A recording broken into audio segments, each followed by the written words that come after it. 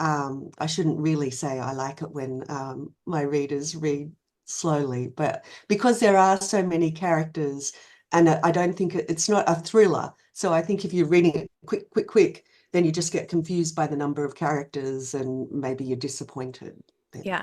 No, it was so good. And I've been like talking to everybody about it and posting about it. And everybody, I'm like, have you read this? Have you read that? Like, let's talk about it. Because there's so many things to discuss. It's like the perfect book club book because it's about life itself and determinism and fate and free will. And like, it's really about all of that, like the most philosophical questions about life itself. But also, it's just a great story. So there you go. Oh, thank you. That's exactly the reaction that I want to get from readers. So, why don't you share a little for people who don't know what the book is really about and touch on that, but also explain how you how you did the whole thing. How did you come up with all the characters? This must have taken, you couldn't have done this on the fly, right? Or you'll just put the rest of us to shame. Like, how did you figure out all the different subplots and characters and timing and, all of it? Tell me the whole story. So do you want me to say what the book's about Yes, or please. not worry? Yes, yes, yes. Yes. Okay, first of all, So what's the book about? I'm sorry, that was too long a question. so the book is about an ordinary domestic flight out of Hobart in Tasmania, which is the little island state at the bottom of the country, which often gets left off the maps, and then the Tasmanians get very cranky about that. And the flight, it's a delayed flight, so everybody's stuck on the flight for quite a while. And eventually it takes off, and then 10 minutes before landing, a very ordinary appearing woman of uncertain age. It's interesting.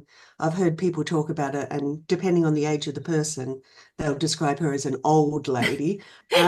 Even as in the way I had the passengers on the plane describe her differently. I've Mhm. noticed people in real life describe her differently too. So yes, so she stands up. She's unremarkable in every way until she starts pointing at each passenger and telling them how and when they're going to die. And and then some people don't take much notice. Some people are a little bit, get a bit of a chill from this. And then they all get off the plane. And a few months later, the first prediction comes true. And so then everybody starts thinking differently about it. And I came up with the idea when I was on exactly that same flight coming out of Hobart myself. It was also delayed, and I was stuck on the flight without a book, Mm. which is always a mistake. Never travel without a book. And so I was looking around at all the passengers around me, and somehow the thought came into my mind, the very cheerful thought, that every single one of us on this plane was going to one day die. And I think when I look back at that time in my life, I think it's probably not surprising that I was thinking about my own mortality because a few things had happened in the years leading up to it. So first of all, my sister was diagnosed with breast cancer. Mhm. Then we lost our dad.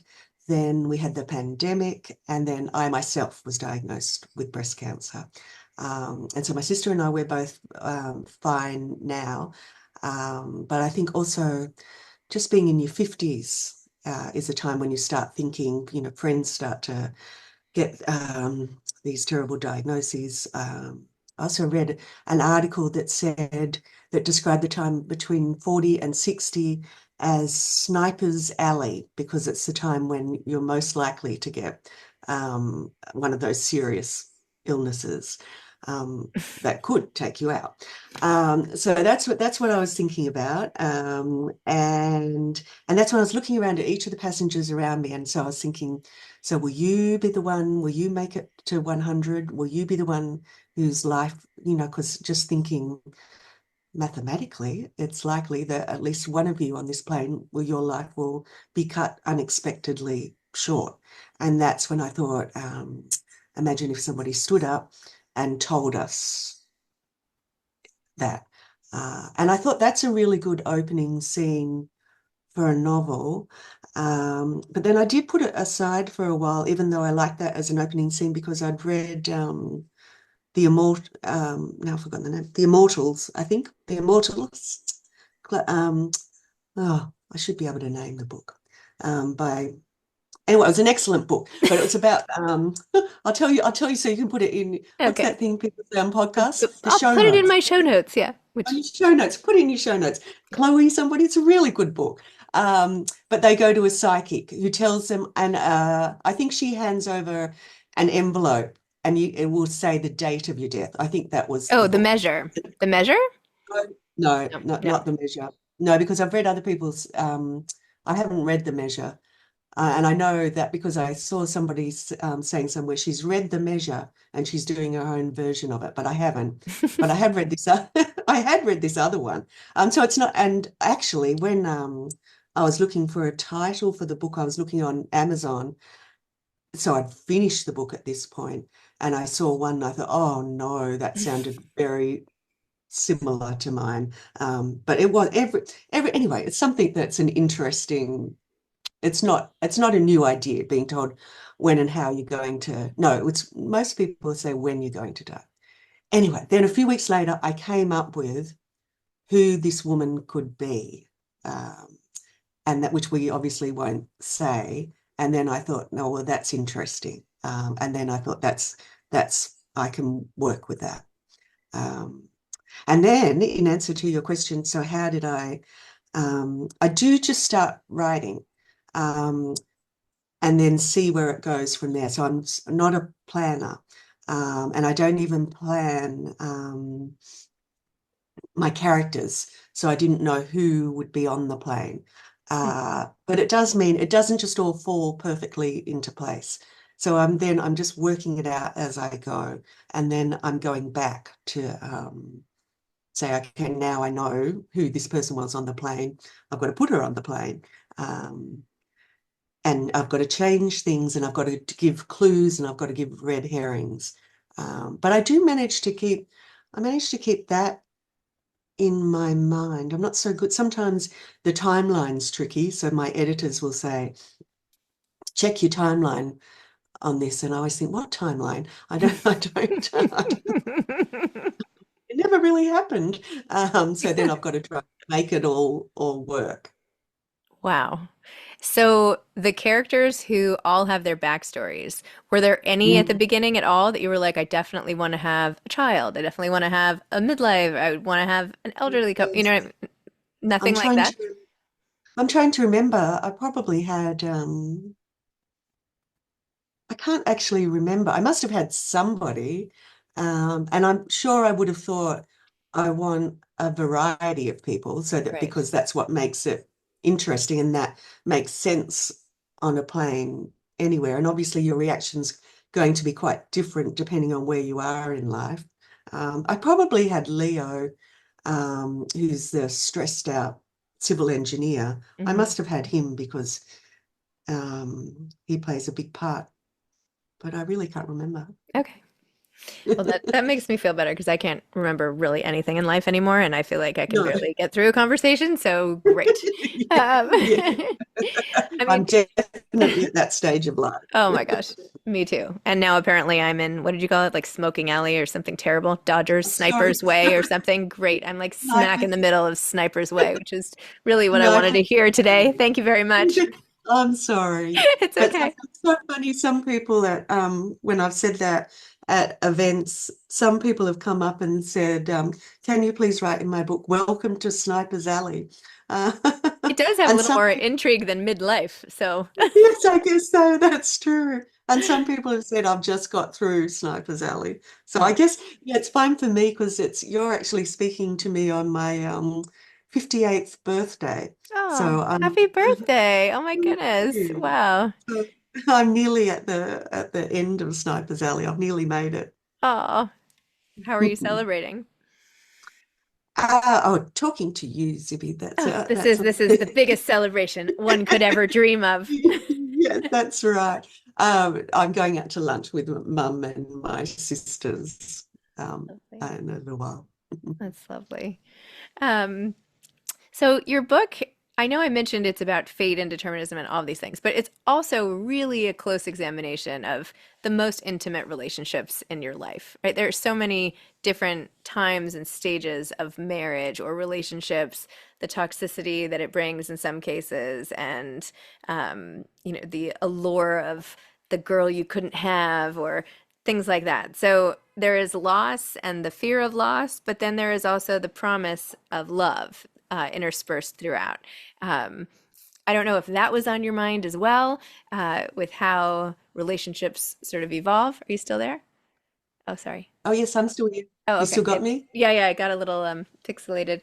Um, but I just was wondering where are you on the whole marriage thing, relationships, the complications behind them? Like, what perspective are you coming from? Well, I guess, what perspective am I coming from? I'm trying when I write to come from all different perspectives. So obviously I have the young bride and groom, and I have the older, I have the empty nesters, and I have a single young man who's desperately looking or hoping for love. Um, but I myself, I've been with the same person for, well, we always remember because we got together when my two sisters were pregnant, and they're in their 20s. So I know it's been 20 years. So I guess that's where I am personally. Um, and I always remember Margaret Atwood saying she knows what it's like to she's saying as a younger author, you have to try and imagine what it's like to be, in your 70s or 80s, but she has experienced all those ages before her, so she can write from those perspectives. Which I understand what she means, and you can take yourself back there. Although often I forget, and what it was like to um, be back at that time. So I have to. It's easier to if I wrote everybody from exactly where I am. So I do notice, but that my main characters are getting older and older, and that I'm along with me, which I noticed actually another author, Margaret Drabble, is a favorite author of mine. And I always remember, and I discovered her late in her career. So, and I noticed reading her that her characters were getting older, um, along with her. Uh, so Well, I I love as a reader when that happens with authors who I follow because I am also getting older, right? So if yes, someone, as opposed to someone who continues to write about people in their 20s, like I'm not yes, as interested. I mean, sometimes, yes, of course, but yeah, like I yeah. don't want to only read about people in their 20s when the things that I'm going through in my life are much later issues. So I They're like still, it when people take yes. me through. It's like my They're guides. still interesting, aren't they? And what I always found I can so clearly remember reading a book in my 30s, and it was about a group of women all in their 50s, and they were all meeting new people and falling in love. And I thought, oh, so you're still a person in your 50s. It was really somehow, it was wonderful for me to see that it wasn't like everything stopped. And so obviously, you're still a person in your 70s and 80s. You keep having, you're still interested and interesting, um, as you age. And yeah, a woman came up to me um, with my very first novel at an event, and she said she read that, and the Three Wishes is about three women because that's how old I was. They're in their early 30s, and she must have read it when she was about 12, and she said exactly what I just said about the oh, when you're in your 30s, yeah, you're still a person, I think which I made me really laugh. I think I really realized that the most. Not only are you a person, but if you don't resolve the issues you have, they Yeah, linger. Like yeah. I interviewed my grandmothers and a bunch of the ladies they lived with in their nursing homes when I was doing this whole study of sort of about eating disorders and, I wanted to see if the people how elderly women dealt with their bodies who had eating disorder. Anyway, this is getting off topic, but everybody was still stressing out about it. And I'm like, wait, you guys are worrying about your body? Like nobody cares. Like, it's fine. Why are you wasting your time thinking Yeah, about this? Just go enjoy the day. But that's not how it works. Like you don't just I all of a know. sudden put your issues down, whether they're relationships or anything else.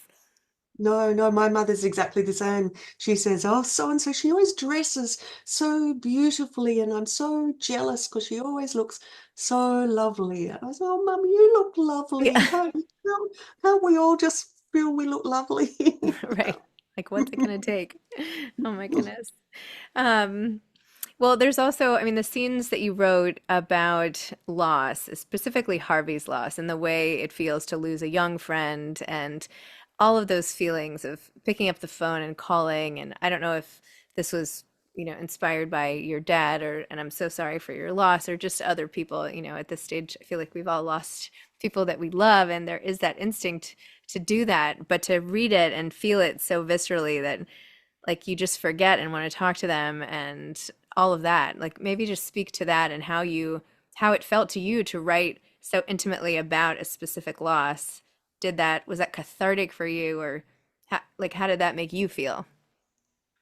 Yeah, I think every author, when they're writing, even if they don't consciously do it, they start to work through something in their own life. So I'm sure that I was thinking about my dad, and I still can't believe that I can't believe I don't get to hear his final story, because Dad would always tell us things that he was interesting stories about things that had happened to him.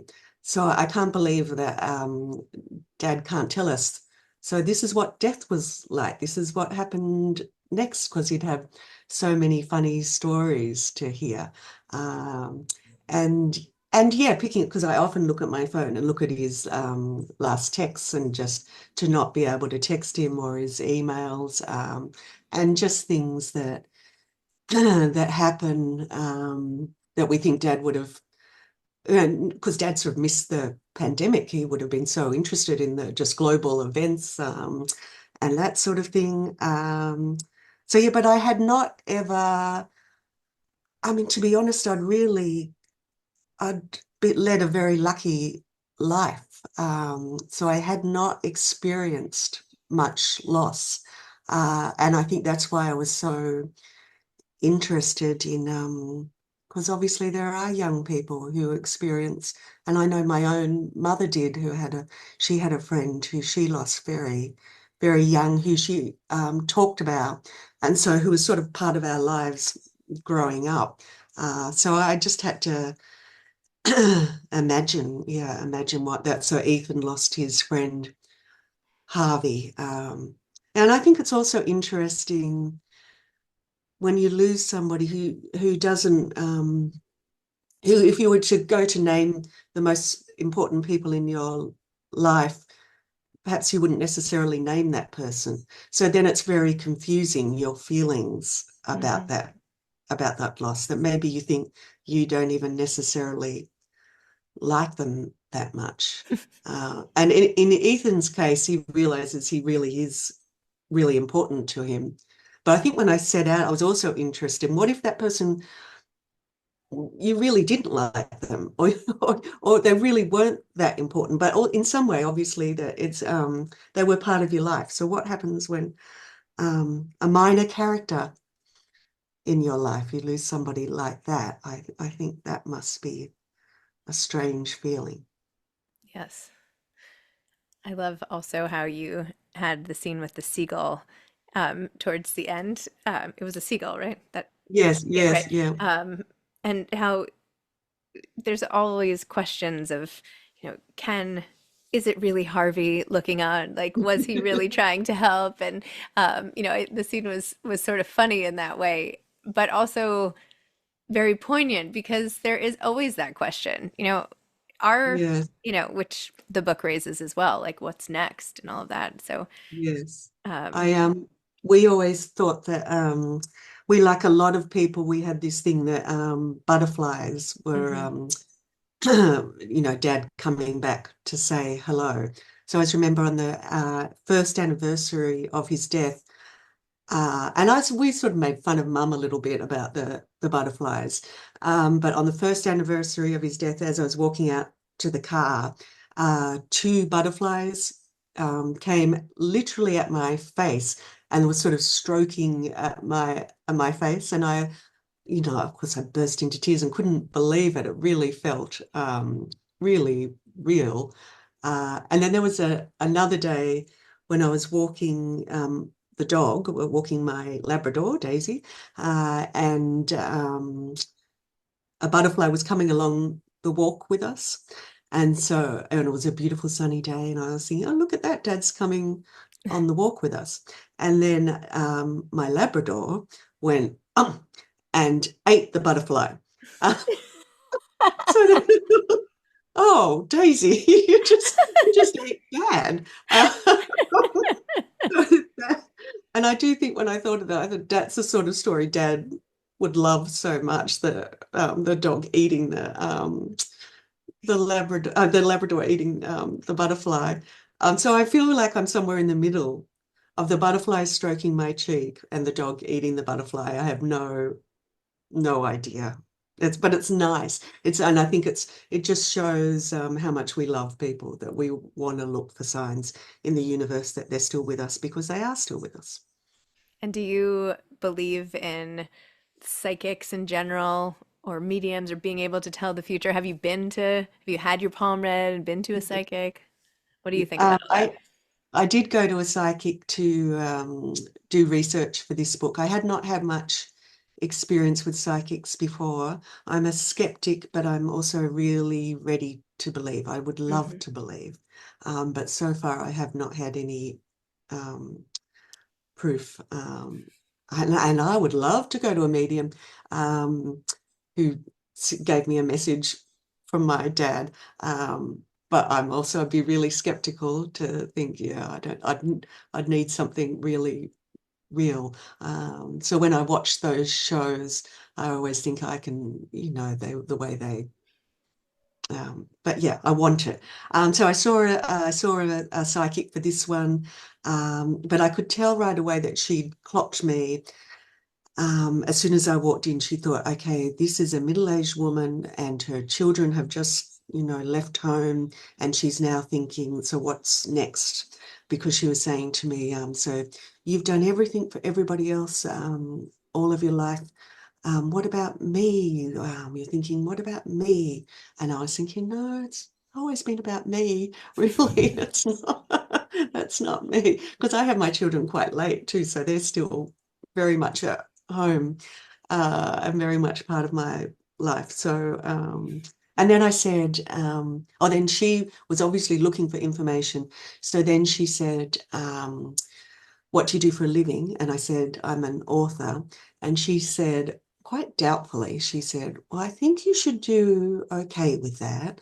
Um, Maybe don't change what you're writing about, but maybe you could change the way you market your books. Maybe you could think about putting them on eBay or something like that. eBay? Oh my gosh, that's so funny. I know, but it was funny. I was at one event and a woman came up to me with a hardcover copy of my very first book, Three Wishes, and she said I had to look everywhere for this. And guess where she got it? She got it on eBay. So Oh my goodness. Well, it there came you through. go. My gosh. Would you want to know when you're going to die and how, if you had the option? Um, it's funny writing this book, and I'd think about that, but obviously I would really avoid properly thinking about it because it wasn't until somebody, another author, the wonderful Australian author Sally Hepworth, was saying she was thinking about when she read about when you do those genetic tests, Hmm. and some people face the issue of it really is for them, that is reality for them. Because Hmm. what I'd get confused about with thinking about the premise of my book is that I would think, well, I don't believe it. Hmm. Um, Even if a few predictions came true, I think I would still think I don't believe it. I would change my fate. Whereas if it's a genetic test and it's a serious illness, and you know exactly what the outcome would be. And I know in some families, one sibling chooses to get the test and another sibling chooses not to. I would be one that would choose, yes, I would want to know if information is available. And that's why I think when I was thinking of this thing on the plane, when I was thinking one day in the future, somebody would be able to look back and they would be able to name the age and cause of death of every single passenger on this plane. So I was thinking that information will be available. It's just not quite yet. And that's what I couldn't bear thinking. I want to know now. I kind of don't want to be on a plane with you, I have to say. I don't want to know what you're thinking. Anyway, well, thank you so much. I loved this book. It made me think and feel, and I carried it with me everywhere for a while. And so you were always on my mind, and all of your characters and everything. And I mean, this is what great books do, right? They make you rethink life as it is, and you take something with you when you leave. So thank you. Oh, thank you so much, Zibby. It's been lovely talking to you again. You too. And happy birthday. Have a great Oh, thank day. you. Yeah, Thank you go do very something much. more fun than talking to me. But No, it thank was you a for lovely sharing a start. little bit of your special day with me. So It enjoy. was a lovely start to the day. Thank you. Okay. All right. Thanks Take so care. much. Bye. Okay. Bye bye.